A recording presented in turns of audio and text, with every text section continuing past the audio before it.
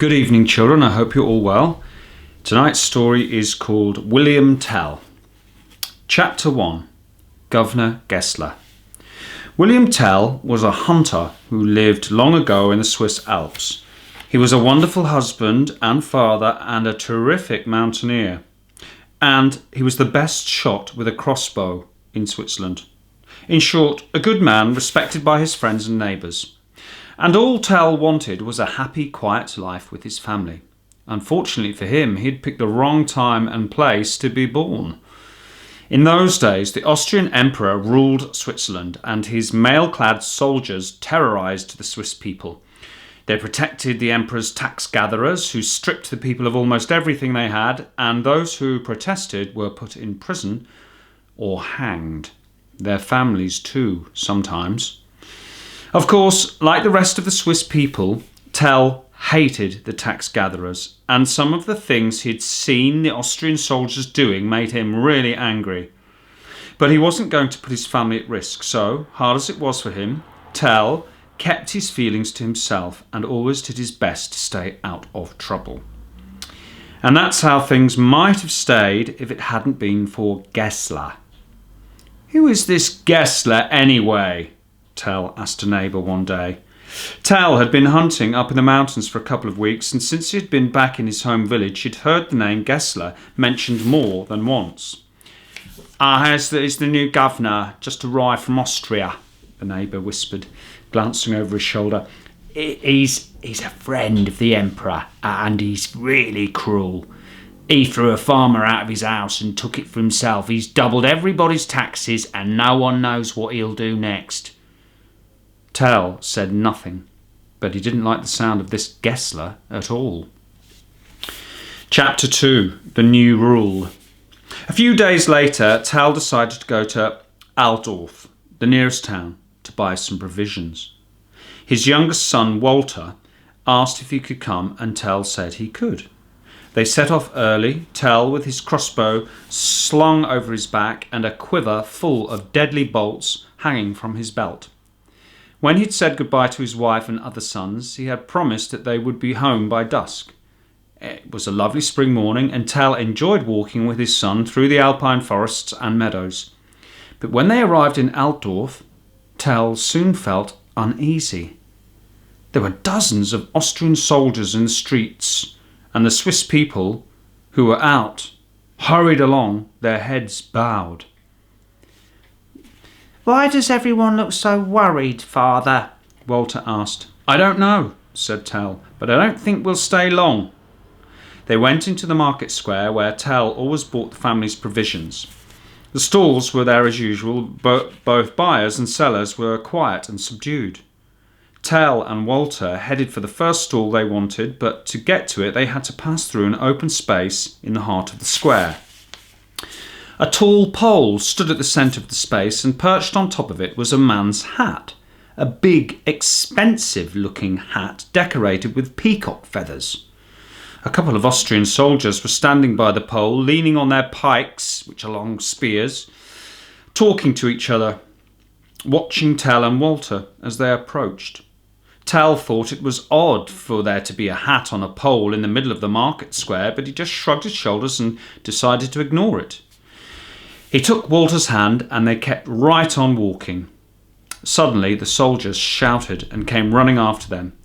Tell stopped and turned, making sure that his son was behind him. Walter peeked at the soldiers. They stood glaring at Tell, their pikes lowered and pointing at him. "You know the new rule," snarled one of them, "and you'd better obey it pretty sharpish too, my man, or you'll find yourself in serious trouble." "New rule?" Tell puzzled. "I'm sorry, I've been away for a while." Tell could see that a large crowd was beginning to gather, more soldiers arriving, and the buyers and sellers from the market watching the scene closely. "Very well, I'll explain it," the soldier said slowly, as if Tell was stupid. "Everyone who passes through the square has to bow to the governor's hat. The new governor thinks you Swiss peasants need to be taught a lesson," said the other soldier. "Even his hat is more important than any of you." Tell looked up at the hat perched on the pole, and then returned his gaze to the soldiers. They grinned at each other and then at him. Tell frowned. He knew his safest move would be to obey their rule, but he also knew the rule was meant to humiliate the Swiss people, to make them feel they were nothing. He understood now why everyone in Altdorf looked cowed and beaten. This was the last straw, Tell thought. The Austrians had gone too far. "So, what are you waiting for?" said the first soldier. "Let's see you bow." "I can't do that," Tell said quietly, his voice steady. "No, I won't do that." The crowd murmured in surprise, and the grins instantly vanished from the soldiers' faces. They blustered and shook their pikes at Tell and tried to make him do what they said, but Tell just stood there in front of them, his arms folded and his face set, staring them down with his steely blue eyes. And if the truth was known, this impressive, strong-looking man made the Austrian soldiers feel uneasy. The crowd sensed this, and the murmurs grew. "Right then," said the soldier who had spoken first, raising his pike and glowering at the crowd. "I think we'll see what the governor has to say about all this. It's unlucky for you that he chose today to visit this rotten little town, my stubborn friend. He'll soon sort you out. Yeah, don't let him get away, men." The soldier marched off into a large tavern on one side of the square. Several other soldiers moved forward to guard Tell, while the rest formed a cordon around the square, facing the crowd, pikes lowered. A few moments later, the first soldier emerged from the tavern, followed by another man. Chapter 3. Gessler's Challenge. Tell knew immediately that the man following the soldier was Gessler. The governor was tall and fleshy, had a mean, arrogant face, and wore rich clothes and lots of golden chains and rings. Gessler kept his cold eyes fixed on Tell as he crossed the square. He stopped in front of Tell, who noticed Gessler had a napkin in one hand and an apple in the other. "I hate having my lunch interrupted," Gessler said, scowling. "It does terrible things to my digestion. Now, why won't you bow to my hat?" "I just won't, that's all," said Tell, and scowled back at the Austrian. "Well, we can't have that," said Gessler. Then he turned to the soldier who had fetched him. "You know what to do, man," Gessler snapped. "Arrest him and don't bother me again. He's only a stupid, ignorant Swiss peasant, and I've got more important things on my plate." Gessler started walking away towards the tavern, laughing at his own joke and holding his napkin over his nose. Tell tensed, and several of the soldiers moved forward nervously to do as Gessler had ordered, the crowd muttering. But just then Walter jumped out from behind his father. "My father's not stupid, and he's not a peasant," he yelled. "He's William Tell, a great hunter and the best shot with a crossbow in all of Switzerland." "Is that so?" said Gessler, stopping in his tracks. He came back to stand in front of Tell, looked him up and down and said, "Oh, are you really such a good shot?" "Yes, he is." "And you should let him go," someone shouted in the crowd. "Perhaps I will, if he shows me what he can do." Gessler paused and tossed the apple he was holding to Tell. "Could you hit that at 100 paces?" he said, smiling. "You'll leave here a free man if you can." "I could," said Tell, and tossed the apple straight back to Gessler. "You're very confident," murmured Gessler, still smiling. "So maybe we'd better make it a little bit more difficult for you. We need something to rest the apple on, but what? I know! How about somebody's head?" Then Gessler's smile vanished and he stared at Tell. "Your son's, for example?" The crowd gasped again. Tell reached out and pulled Walter to him. "No, it's far too risky," he said. "I refuse to put my son in danger." "Ah, but you already have," said Gessler, his voice silky smooth now. He was obviously enjoying himself. "Your choice is simple. Make the shot, or I'll have your son put to death right here. What do you say?" The crowd felt silent now, shocked by Gessler's threat. Tell wondered if he and Walter could get away, but there were too many soldiers, and Tell realised it would be impossible. He raged inside, told himself he'd been a fool to come to Altdorf today, and a bigger fool not to bow to the hat. But then Walter spoke, his voice suddenly breaking into Tell's thoughts. "You can do it, father," said Walter, taking Tell's hand. "I know you can." Tell looked into his young son's eyes and saw the trust there, the unshakable belief that his father could make this difficult shot and save their lives. Walter wasn't afraid, and Tell knew he couldn't let him down. So Tell nodded at Gessler, let go of Walter, and unslung his crossbow. Chapter 4. An Apple and an Arrow. "Put the boy in front of the tavern door," said Gessler, still smiling, not taking his eyes off Tell for a second. "That's near enough 100 paces." A couple of the soldiers took Walter to the tavern door. Gessler followed and carefully placed the apple on Walter's head. Then Gessler walked back to Tell, the crowd watching them silently from beyond the soldiers' pikes. "Well then," said Gessler, standing close to Tell, whispering in his ear, "this is it, your moment of truth.